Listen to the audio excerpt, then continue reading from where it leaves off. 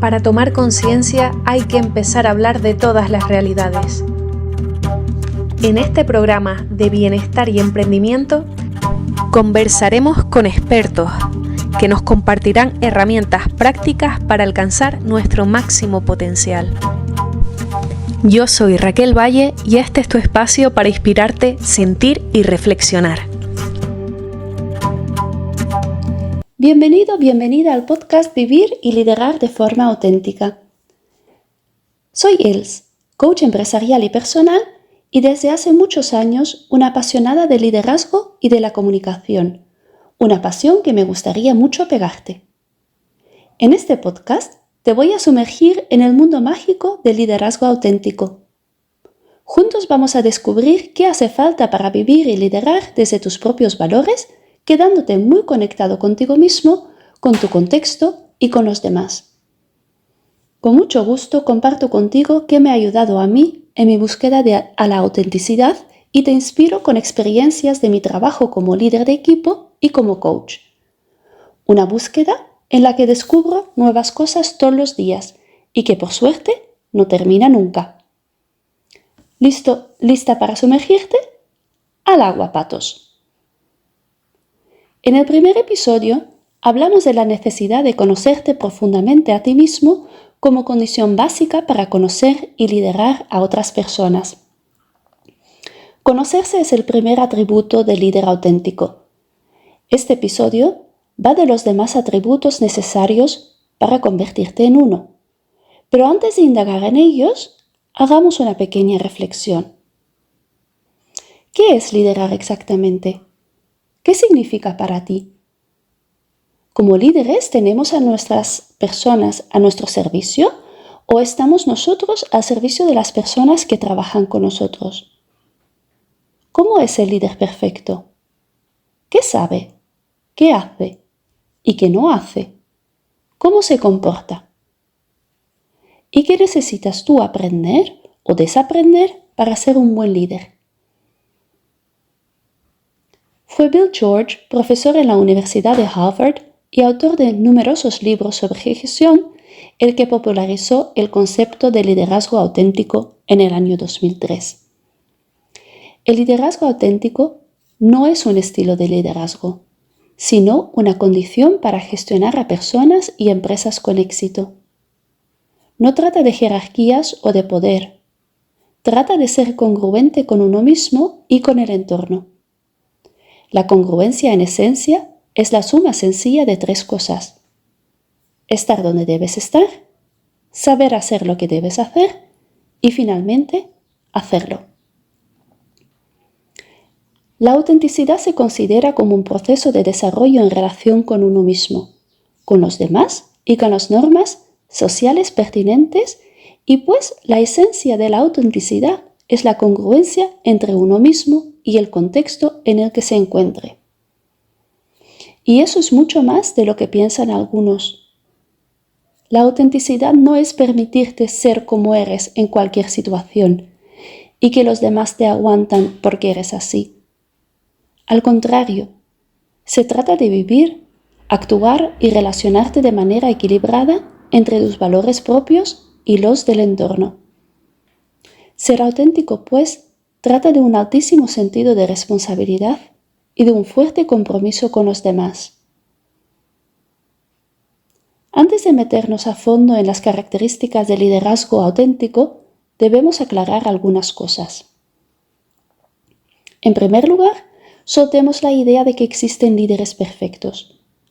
Liderar equipos es un proceso de aprendizaje continuo.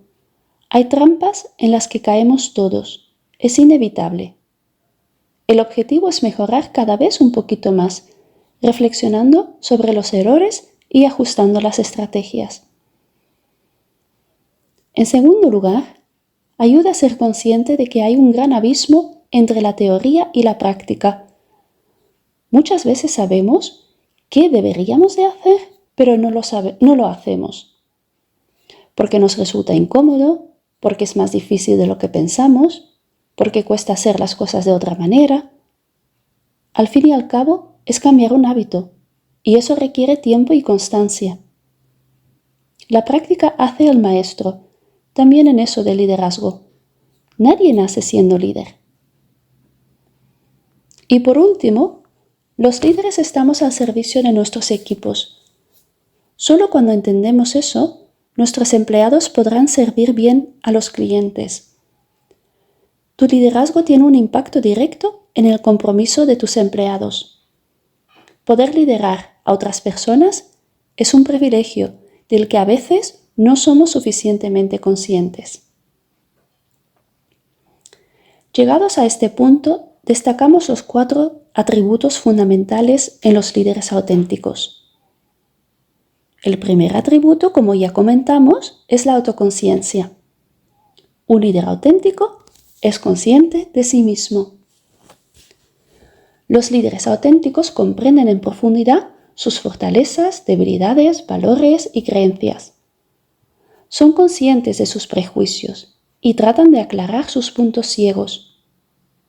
Esto les permite ser conscientes de cómo sus acciones y comportamientos afectan a los demás. Buscan continuamente alinear su enfoque de liderazgo con quienes son en el fondo. Si quieres ser un líder auténtico, aprovecha a tope las oportunidades de crecimiento que se presentan a lo largo de tu carrera. Podríamos decir que el líder perfecto es el líder imperfecto que sabe que debe seguir desarrollándose y entrenando sus habilidades para mejorar su liderazgo y el rendimiento de su equipo. Existen varias investigaciones que demuestran que las empresas que emplean a profesionales con altos niveles de autoconciencia tienden a tener mejores resultados. El segundo atributo que caracteriza al líder auténtico es la transparencia relacional. Un líder auténtico es transparente y además fomenta la transparencia. Los líderes auténticos son abiertos y honestos en sus interacciones con los demás. Sienten curiosidad por quienes los rodean y los escuchan con interés genuino. Generan confianza siendo transparentes sobre sus intenciones y decisiones. Se sienten cómodos siendo abiertos sobre sus errores. Su propia transparencia fomenta una cultura de confianza y colaboración dentro de sus equipos. En tercer lugar, está el procesamiento equilibrado. Un líder auténtico forma su opinión tras consultar otras opiniones. Los líderes auténticos analizan la información de manera objetiva y consideran múltiples perspectivas antes de tomar decisiones. Fomentan la participación, la retroalimentación y el pensamiento crítico, lo que garantiza que sus decisiones estén bien fundamentadas y sean equilibradas. Y el cuarto y último atributo es la perspectiva moral internalizada. Un líder auténtico tiene ciertas normas morales que guían su comportamiento. Los líderes auténticos se guían por sólidos principios éticos y un sentido de la moralidad. Sus acciones son coherentes con sus valores y se esfuerzan por hacer lo correcto, incluso cuando es difícil o impopular. Ahora es cuestión de saber cómo hacer para desarrollar esas características que necesitas para ser un líder auténtico. Te voy a dar algunas pautas concretas. Algunas de ellas son sumamente importantes y pues en los siguientes episodios vamos a indagar mucho más profundamente para que tengas herramientas muy prácticas que puedas incorporar en tu día a día como líder. Pero hoy te doy el resumen general. En primer lugar, desarrolla la autoconciencia. Como ya hemos dicho varias veces, la base del liderazgo auténtico es la autoconciencia. Tómate el tiempo para conocerte y comprenderte profundamente. Reflexiona sobre tus experiencias, valores, fortalezas y debilidades. Este tema lo tratamos detalladamente en el primer episodio. Si no lo has escuchado, lo puedes hacer a continuación. Encontrarás muchas preguntas que te ayudan a conocerte mejor. También te pueden ayudar otras prácticas individuales de autoconocimiento como llevar un diario, practicar la atención plena mediante, por ejemplo, la meditación o hacer ejercicio físico introspectivo como está el yoga, por ejemplo. Una manera muy potente para comprender mejor cómo te comportas y cómo influye tu comportamiento en los demás es pidiendo la opinión de personas de confianza, sean compañeros de trabajo o personas de tu círculo más íntimo. Dedicaré pronto un episodio al feedback porque es una herramienta muy valiosa que se merece mucha atención. Segunda cosa que puedes hacer. Cultiva la inteligencia emocional. Trabaja para comprender y gestionar tus emociones. Te ayudará a reconocer y empatizar con las emociones de los demás. Una inteligencia emocional alta te permite conectarte con tu equipo a un nivel mucho más profundo y te ayudará a manejar dinámicas interpersonales de manera efectiva. Tenemos 5 emociones básicas: la ira, la tristeza, el miedo, la alegría y la sorpresa. Un ejercicio sencillo pero valioso para desarrollar tu inteligencia emocional es el siguiente. Cuando tienes un sentimiento fuerte, intenta descubrir qué emoción básica hay detrás. Lo puedes practicar en cualquier contexto. Por ejemplo, cuando te enfadas con alguien por llegar tarde, ¿la emoción que te hace levantar la voz realmente es ira? ¿O puede ser a lo mejor que te sientes triste por no parecer suficientemente importante para esa persona que se esfuerce por llegar a tiempo? ¿O puede ser que te enfadaste porque en realidad tenías miedo de que le había pasado algo grave en el camino? Luego intenta relacionar esa emoción con un valor esencial tuyo o con una necesidad básica que tienes. ¿Para qué valoras tanto la puntualidad? ¿Qué significa para ti? ¿Buscas igualdad en tus relaciones? ¿Qué necesitas para sentirte valorado? Pasamos al tercer punto. Sé fiel a tus valores. Identifica tus valores fundamentales y permite que guíen tus acciones y decisiones. Los líderes auténticos no comprometen sus principios por ganancias a corto plazo. Vivir según tus valores de manera constante generará confianza y credibilidad en tu equipo. En el episodio 4 del podcast Bienprender hablamos del superpoder de los valores y te doy varios ejercicios para detectar los tuyos. Este episodio fue publicado en junio del año pasado. Puedes volver a escucharlo aquí mismo en No Me Cuentes Cuentos. Aquí viene el cuarto consejo. Practica la transparencia. La transparencia es fundamental para generar confianza. Sé franco, sé franca acerca de tus objetivos, desafíos y decisiones. Comparte tu proceso de pensamiento y sé honesto, honesta acerca de tus errores. Esta apertura alienta a los demás a ser igualmente transparentes y fomenta una cultura de respeto mutuo. Quinto consejo. Fomenta perspectivas diversas. Los líderes auténticos valoran las perspectivas diversas y fomentan un diálogo abierto. Crea un entorno en el que los miembros del equipo se sientan seguros para expresar sus opiniones e ideas. Considera diferentes puntos de vista e involucra a tu equipo en los procesos de toma de decisiones. Pregúntales cómo lo harían ellos. De esta manera podrás tomar decisiones mucho más fundamentadas y fomentarás el sentido de la responsabilidad en los miembros de tu equipo. El sexto consejo, lidera con empatía.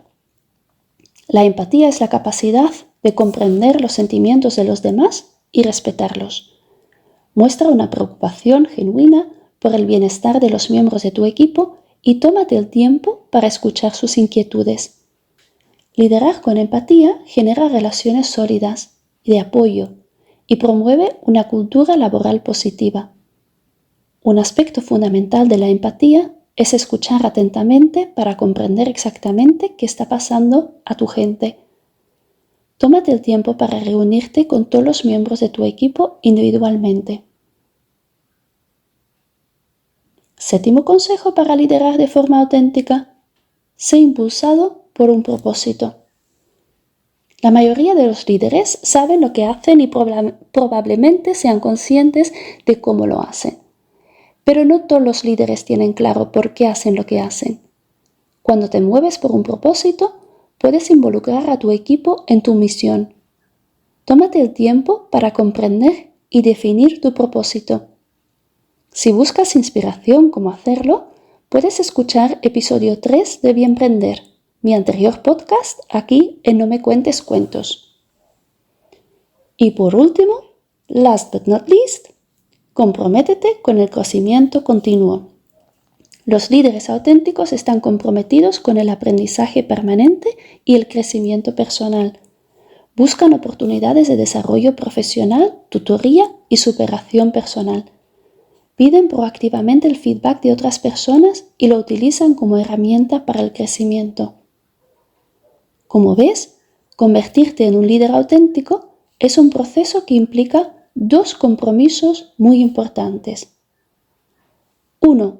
El compromiso de buscar crecer de forma continua y 2. El compromiso de buscar un equilibrio constante entre uno mismo y el entorno en el que se encuentra. Espero que hayas disfrutado de este capítulo. Nos ayuda mucho si nos dejas tu valoración. Y si tienes preguntas o dudas, deja tu comentario abajo y nos ponemos en contacto contigo. Nos escuchamos el mes que viene. Chao.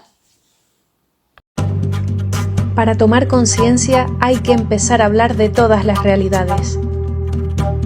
En este programa de bienestar y emprendimiento, conversaremos con expertos que nos compartirán herramientas prácticas para alcanzar nuestro máximo potencial.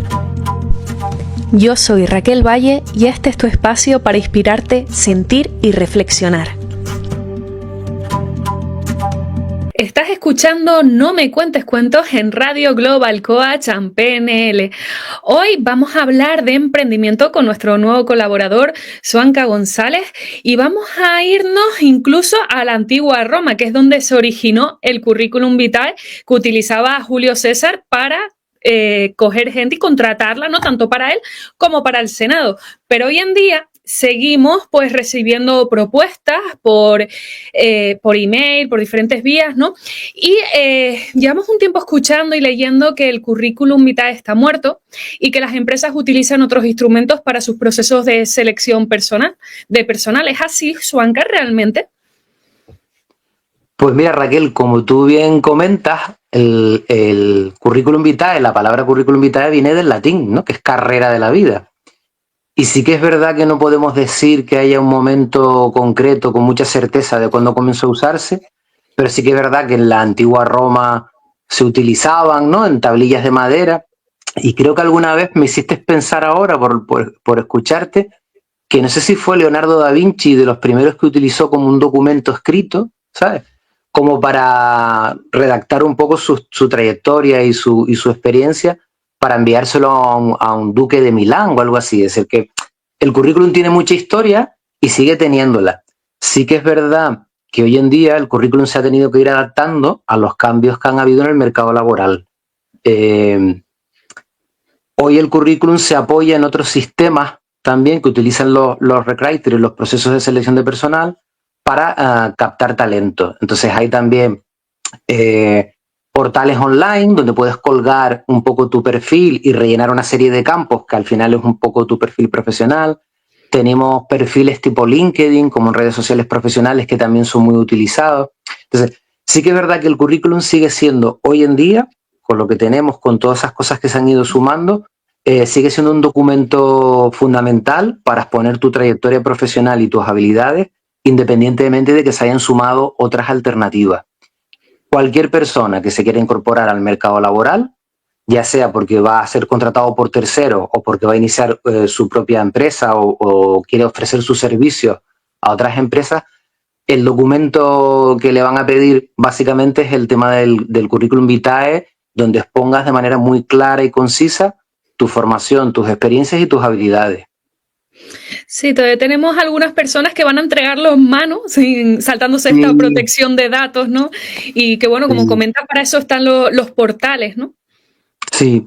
De hecho, pero hay empresas que dicen que es verdad que no te lo pueden admitir si no rellenas un poco lo de la ley de protección de datos, pero conozco compañeros que dicen que también les gusta esa motivación, esa proactividad que tienen algunos candidatos de llevarlo en mano, porque un poco lo ven, lo observan, detectan un poco esa motivación. Y es decir, que no es una estrategia que haya desaparecido del todo, ¿no? A pesar de que la ley de protección de datos obliga a que se acepte un poco el ceder esos datos, ¿no? Sí, de hecho tenemos estas herramientas como LinkedIn, que es como un currículum completo, ¿no? Puedes enviar el enlace. Y aquí es donde te quería preguntar, ¿es mejor concretarlo, dejarlo abierto, envías el LinkedIn? ¿Cómo podemos hacer ese currículum más específico o generalizado?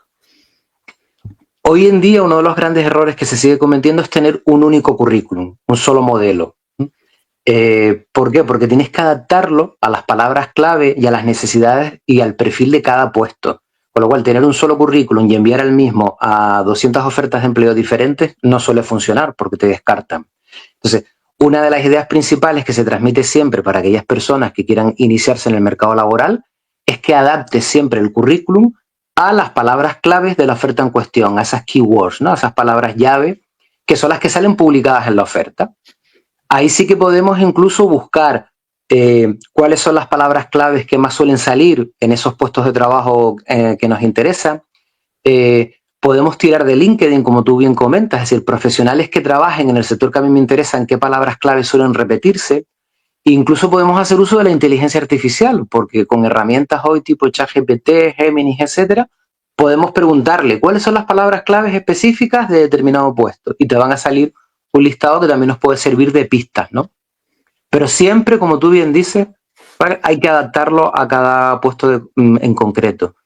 Mira, te pongo un ejemplo. No hace mucho publiqué una oferta de empleo buscando dependientes de comercio para ropa textil, para comercio textil, y me llegaba un currículum de una chica que era educadora infantil, con experiencia en educación infantil, bla, bla, bla, y yo no veía por ningún lado temas relacionados con la venta o la atención al cliente.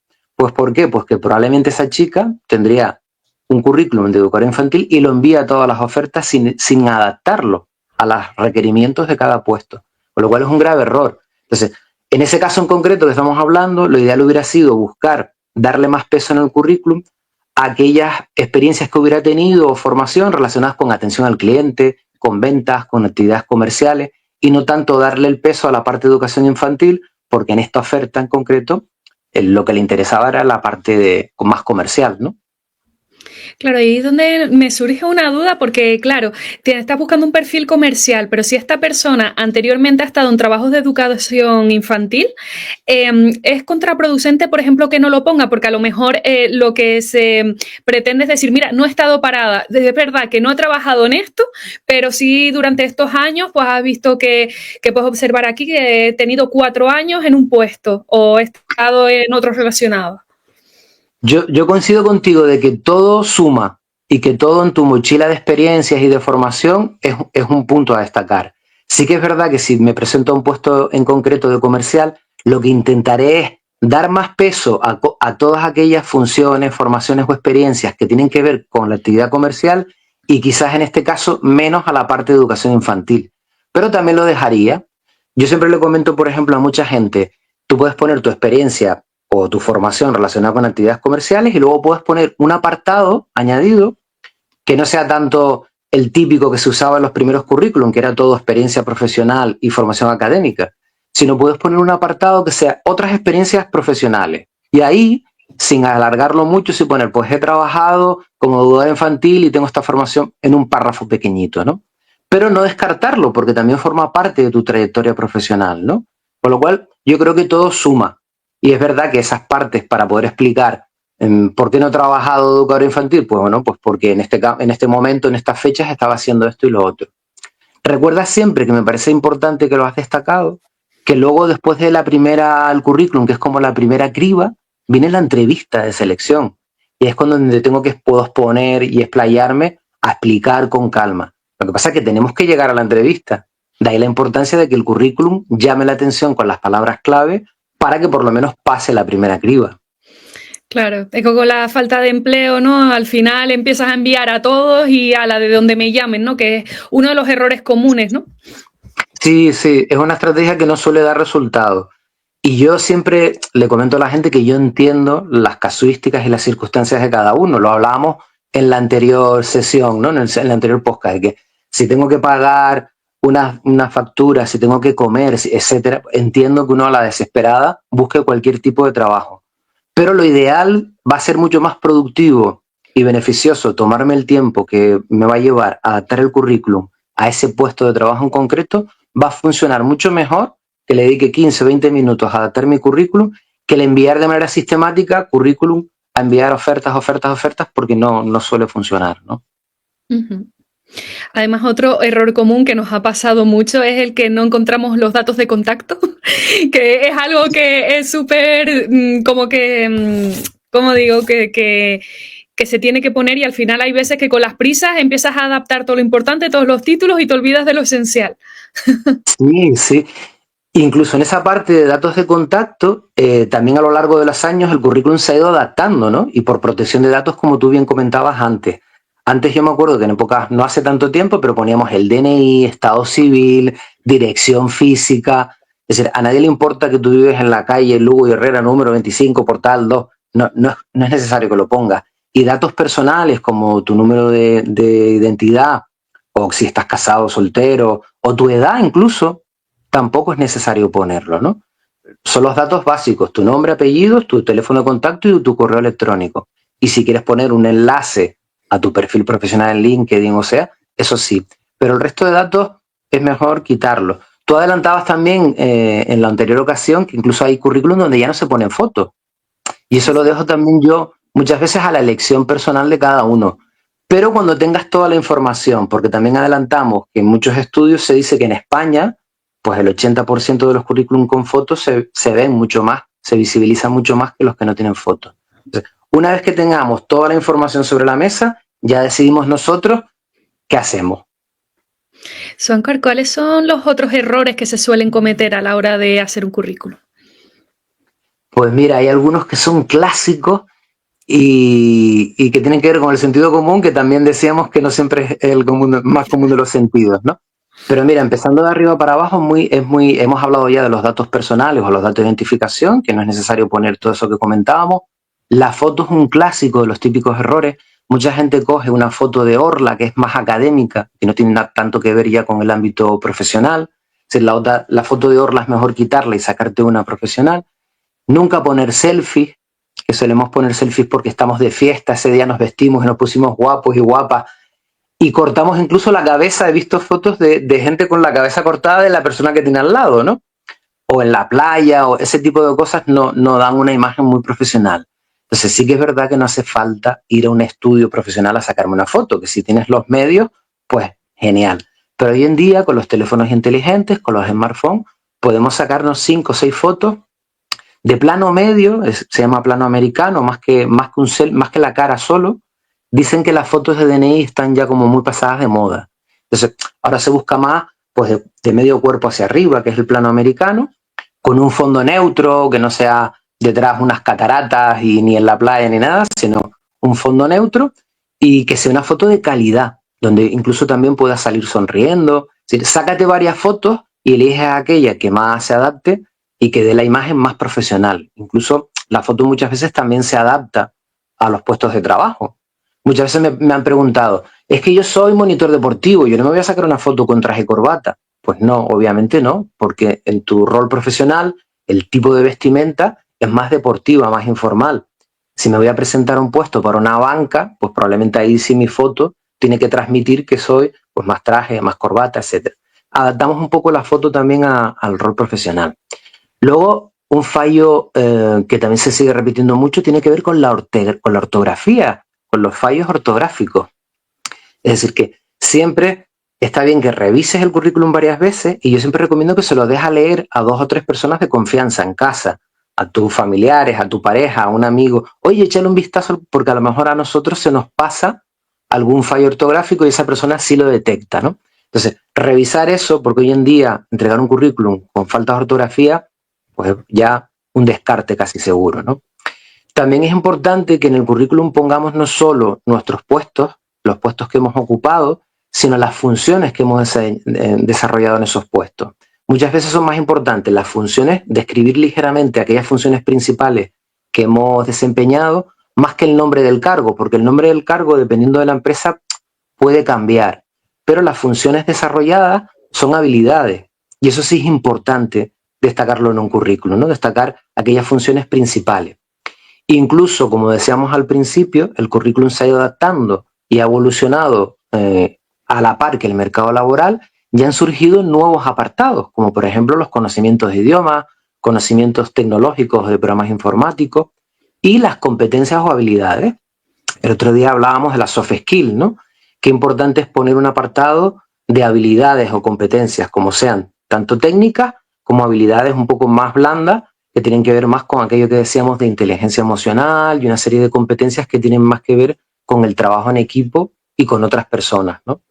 Básicamente, el correo electrónico, por ejemplo, que a veces he visto currículum que tomando copas en la beach, @yahoo.es o morenita guapa, esos primeros correos que nos abrimos un poco de adolescentes ya no nos sirven para el mercado laboral. Hay que abrir un correo un poco más profesional, que no sea un correo tan informal, ¿no? Entonces, ese tipo de cosas que parecen que son de sentido común, pero sí que es verdad que a veces con las prisas o con la poca formación e información seguimos cometiendo ese tipo de errores. Suancar, y a veces se suele eliminar un candidato por estar sobrecualificado. Sí, pero eso yo entiendo por qué se hace. Normalmente los reclutadores, yo cuando he hecho procesos de selección, cuando tú tienes un triángulo y vas a buscar un puesto que es un cuadradito, si el cuadrado es mucho más grande que ese hueco que tú tienes, parece que no cabe, ¿no? Y si el cuadrado es más chiquitito, parece que se tambalea. Entonces sí que es verdad que a veces para que las personas no se frustren en el trabajo que van a desarrollar o en el puesto de trabajo, los descartas de entrada. Pero yo siempre he recomendado, siempre me ha gustado por lo menos dar la oportunidad de que esa persona se explique y exponga un poco sus motivaciones para ocupar el puesto. Pero sí que es verdad que es algo muy típico descartar a gente por sobrecualificación. Y bueno, creo que por lo menos se merecen en la entrevista poder explicarse y argumentar, y ahí ya con toda esa información sí podemos decir si eres la persona que necesitamos para la empresa o no. Pero es algo también que se oye mucho, ¿no? Y que hace sentir a la gente muy mal, ¿no? Claro.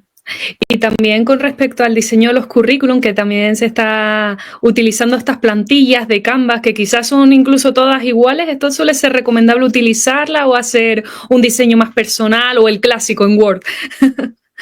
Pues ahí tienes varias alternativas, como tú comentas. Sí que es verdad que hace unos años surgió Canva o otros programas parecidos que nos facilitaban mucho las cosas a la hora de hacer un currículum, porque tú decías, bueno, pues me viene en la plantilla, tengo un montón de diseños para elegir, incluso sin la de pago, es decir, la versión gratuita te da un montón de plantillas.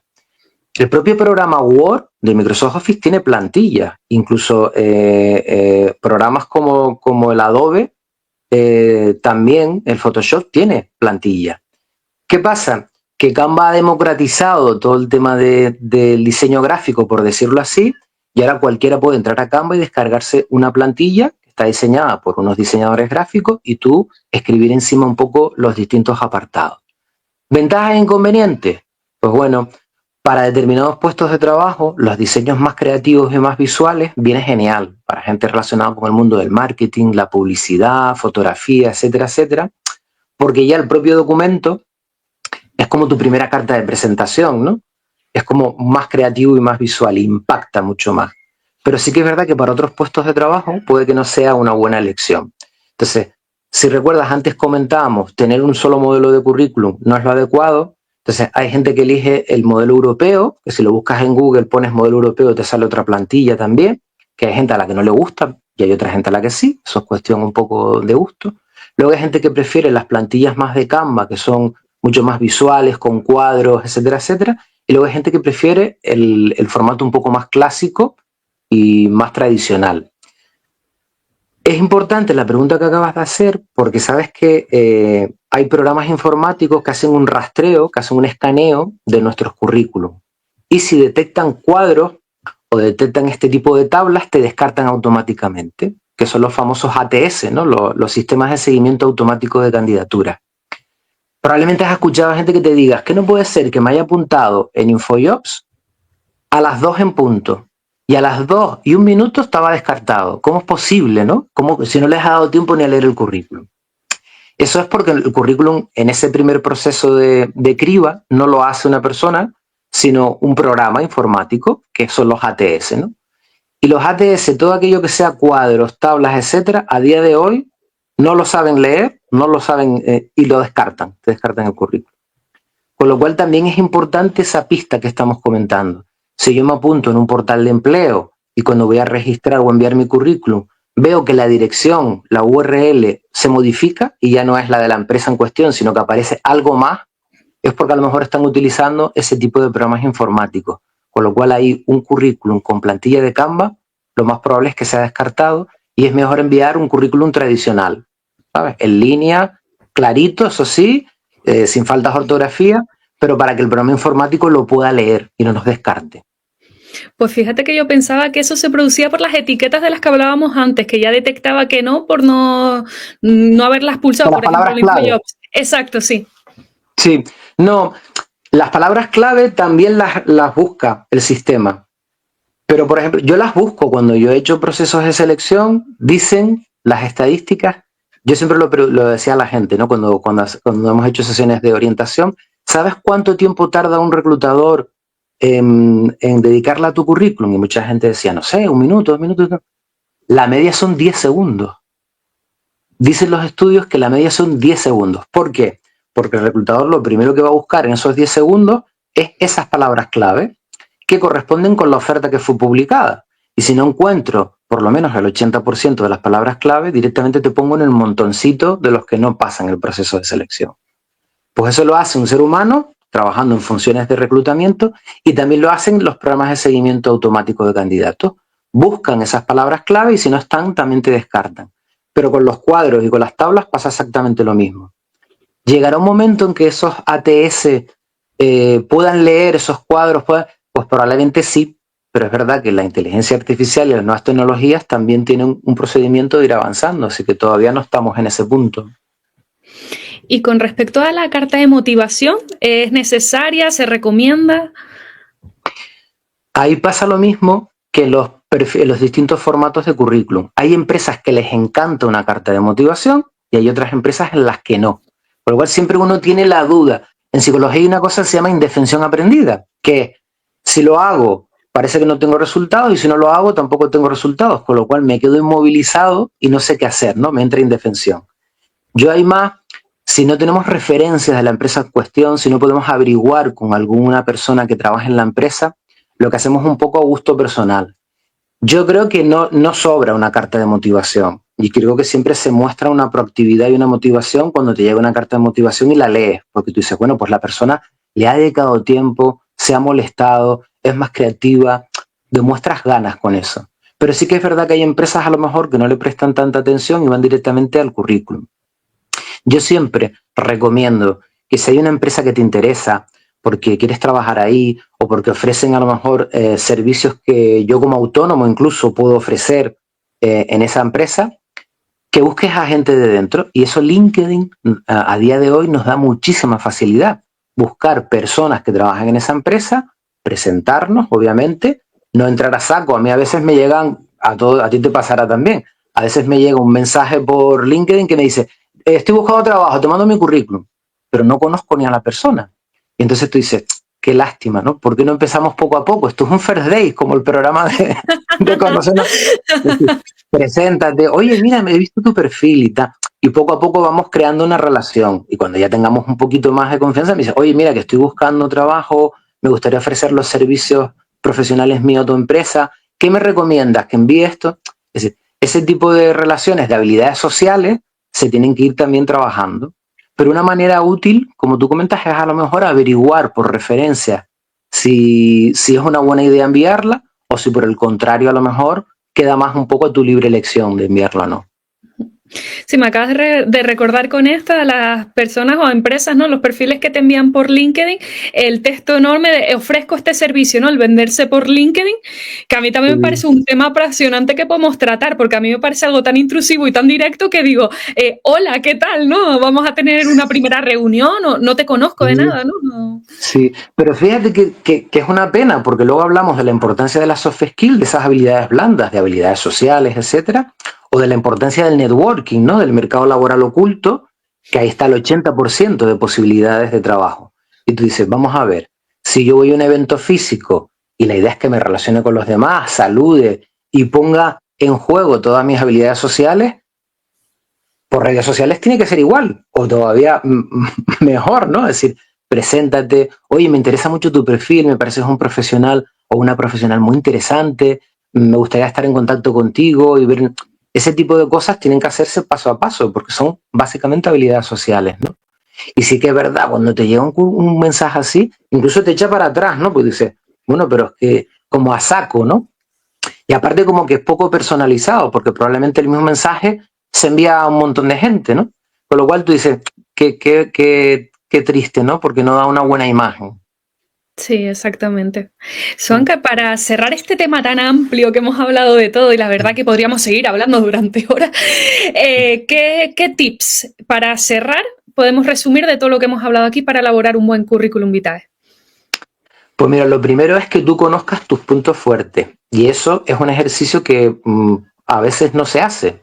Hay ejercicios tipo DAFO, el tipo Canvas, hay una serie de ejercicios que tiene que ver un poco con conocer tus fortalezas. A mí me encantaba hacer una pregunta que era, dime cuál es tu punto fuerte. Y te aseguro que mucha gente no se había parado a pensarlo. Te decía, mi punto fuerte, mi punto fuerte. Pues la verdad es que no lo sé. Vale, pues tienes que saberlo, porque eso va a ser un poco tu carta de presentación.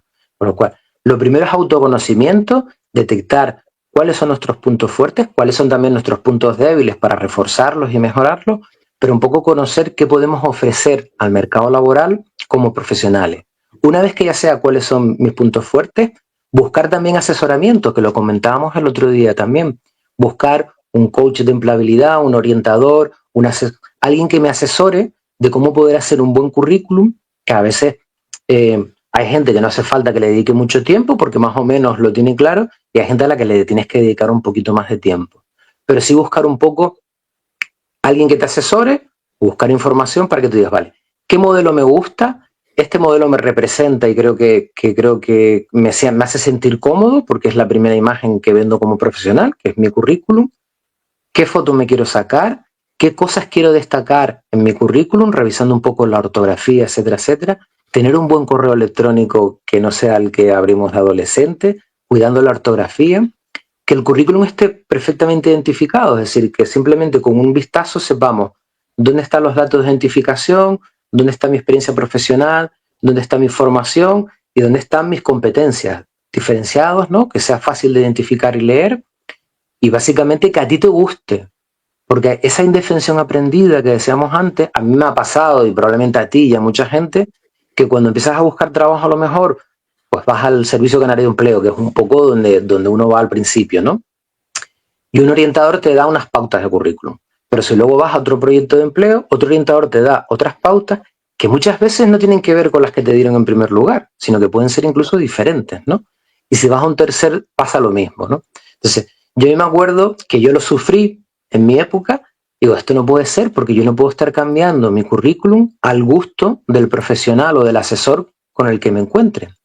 Y la decisión era, piensa bien con toda la información que tienes sobre la mesa, qué quieres hacer y que te guste a ti.